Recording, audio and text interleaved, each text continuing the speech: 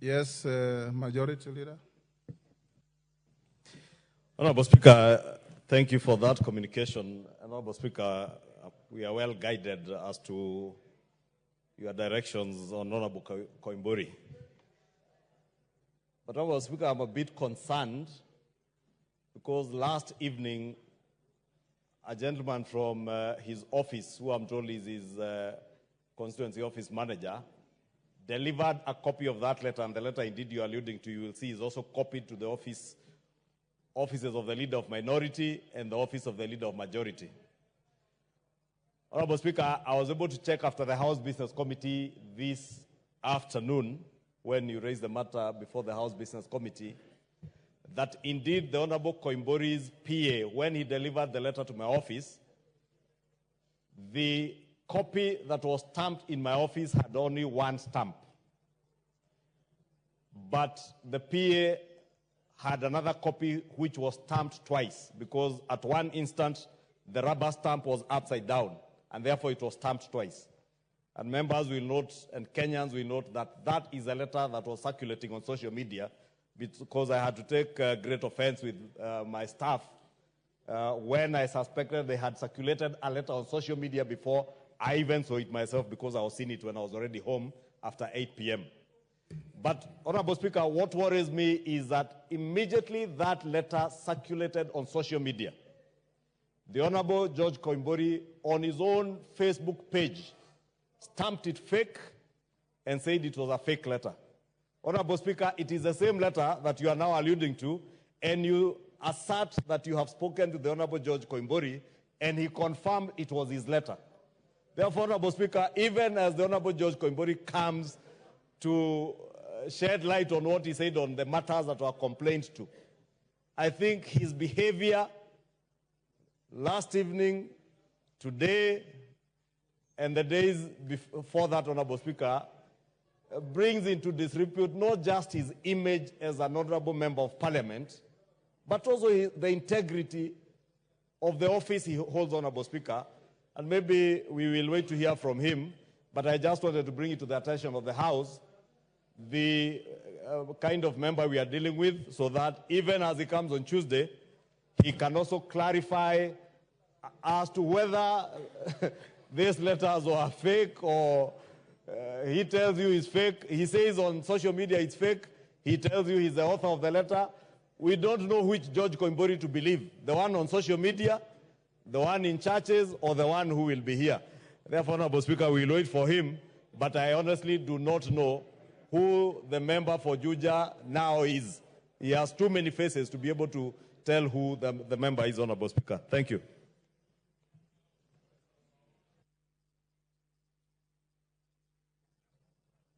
Honorable Amawa. Thank you, Mr. Speaker, for giving me a chance.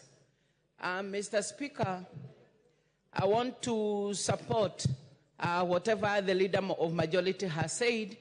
And Mr. Speaker, when you look at the letter that was circulating in the social media, together with whatever you have read, Mr. Speaker, it does not even detail the reason as to why he's giving an apology. So, Mr. Speaker, later on, Mr. Honorable Koimburi may say that he was not giving an apology on the level of the issue of the 2 million. So, Mr. Speaker, that letter is a bit ambiguous on the state as to why he's giving an apology. Mr. Speaker, we want to have, if at all we are to agree, a letter that is talking of an apology over an allegation that the members were given 2 million. But that one is vague and a bit ambiguous. Thank you, Mr. Speaker.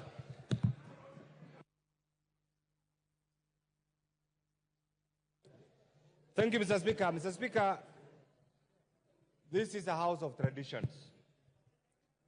And that's why this house is called the August House. Mr. Speaker, this member has made a number of unsubstantiated allegations against individual members of parliament, against the 13th parliament, and against everybody. As much as that apology, on the face of it, as a human being, I may be tempted to accept. But Mr. Speaker, because this thing has been so much circulated and it's all over, I want to beseech you to refer this issue to the Powers and Privilege Committee so that that document is properly subjected to justice. Justice means I want to go and appear as a witness and say the pain and the agony that I went through as a member who has been included in that particular bracket. So, Mr. Speaker, taking into account that this member has been flip-flopping also, I'm sure next time he will say he did not speak to the Speaker. And we do not want the integrity of the Speaker to be put on question. So I want to agree with the majority leader. For us to be fair, for us to be contented, for us to be satisfied, we beseech you to refer this to the Powers and Privileges Committee, and it will not only deal with this issue, it will also deal with any other member, any other will-be member who will be casting aspersion on the integrity of this House as a House and also individual members. So, Mr. Speaker, I beseech you. This will also give us an opportunity to amend if there are issues that we need to amend in the current standing orders or in the powers and privilege so that this House remains a respected House in line with the letter and spirit of the current Constitution. Thank you, Mr. Speaker. Dr. Mutunga.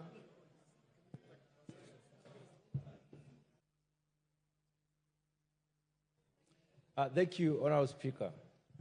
Honorable Speaker, I believe strongly that the Honorable Koimburi was in his normal senses when he stood on the pulpit of our church and made the allegation. Honorable Speaker, the follow-up activities do not in any way indicate that Honorable Koimburi was remorseful. I believe it is because your office contacted Honorable Koimburi that he has even written the vague apology letter. Honorable Speaker. That is not true, Mutunga. Honorable Speaker. My office spoke to Koimburi this afternoon after issues were raised in the Kamkunji.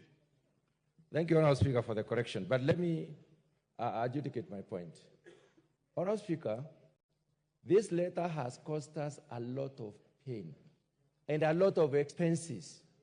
Wherever we go, Honorable Speaker, we are required, first of all, to deliver the 2 million before you can start doing anything. We are in a situation where members of parliament are branded in this country, and the circumstances under which this allegation was made were very, very severe.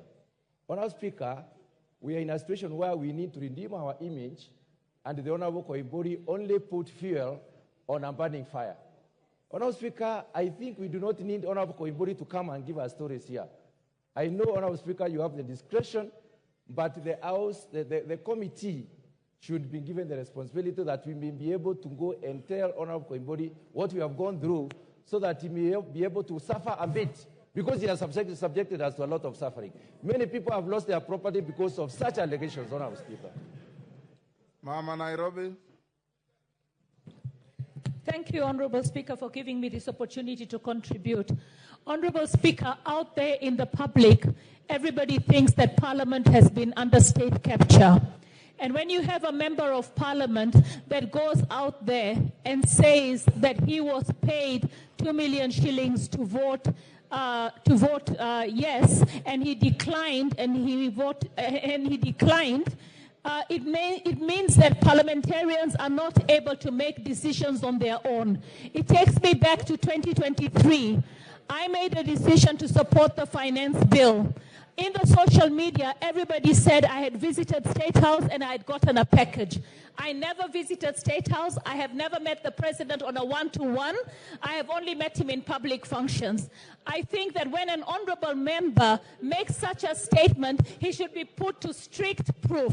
As a lawyer, I'm sure you understand that. If he cannot actually substantiate whatever statement he made in public, and we forgive him without him actually withdrawing and apologizing and saying he lied, then what it means is that we are coercing him to actually withdraw. We don't want him to withdraw. He said he was offered 2 million. Let him prove to us who offered him 2 million.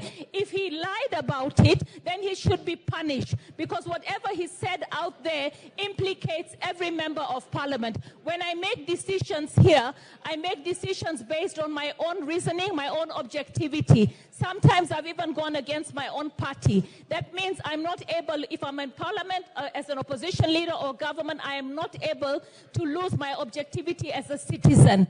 And I think it is important that all of us in parliament stand and affirm whatever it is that we say out there in public. And I really would feel ashamed if he was just forgiven and he came back, because whatever he said there makes it very difficult for us as parliamentarians to actually stand and say we are not bribed. We actually oversight this country's various institutions. What people are seeing right now is abject corruption that is not actually being dealt with.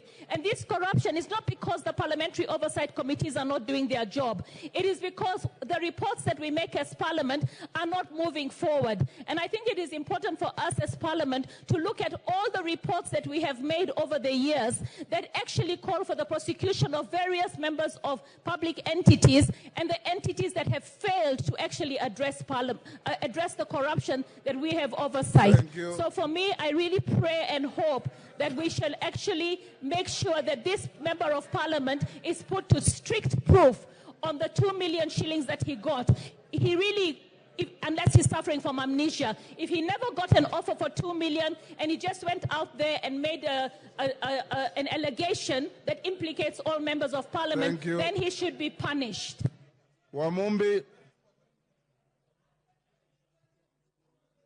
you are the last one. Wamumbi is the last one. Give the mic to Wamumbi. Thank you, Mr. Speaker, for giving me this opportunity. Mr. Speaker, we have heard you loud and clear. Mr. Speaker, we are requesting you. We don't want Koibori to come and give an explanation. We heard what he said. Mr. Speaker, for these members to redeem their image and their dignity, Koibori must be punished, Mr. Speaker. For this House to continue, Mr. Speaker, Koibori must be punished, Mr. Speaker, because these members need to redeem their dignity. And those members who also voted no, they also need to tell us whether they were paid to vote no. We voted yes on our own volition, Mr. Speaker. So for this House to continue, for these members to redeem their dignity, Koibori must be punished. Thank you, Mr. Speaker. Order, honorable members. Order, honorable members. I did say that I shall guide the House on any subsequent actions to be taken on this matter. Next order. Next order. Order number 4, petitions. Order number 5, papers.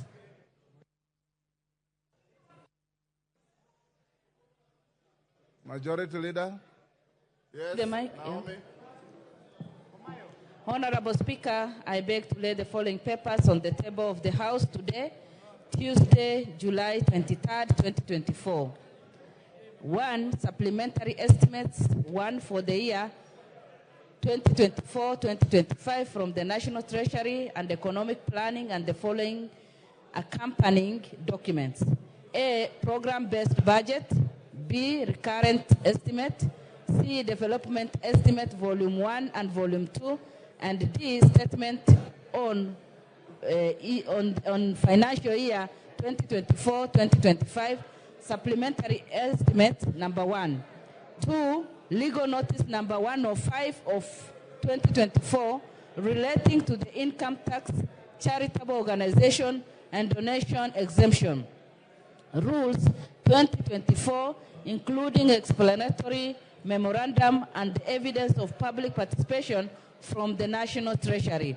Number 3, legal notice number 109 of 2024 relating to the road maintenance levy fund, imposition of levy. Order 2024, including explanatory memorandum and reports of the public participation from the Ministry of Roads and Transport. Number 4, report of the NGCDF Board on project proposals, approved disbursement status, and restrictions imposed on constituency account the third quarter of 2023-2024 financial year. Number 5, price stability target and economic policy of the government for the financial year 2024-2025, budget from the National Treasury.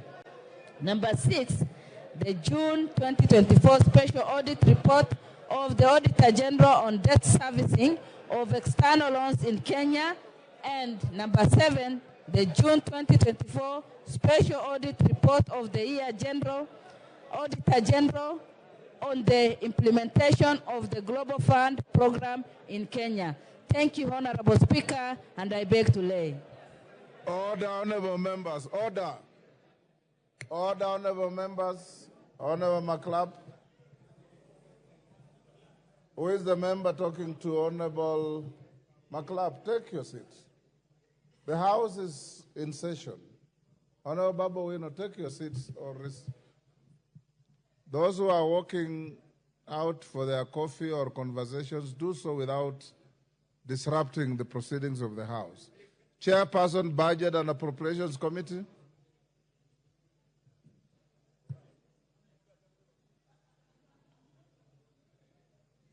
Is Honorable Ndindi Nyoro here? Yes, Mary Masse, are you ready?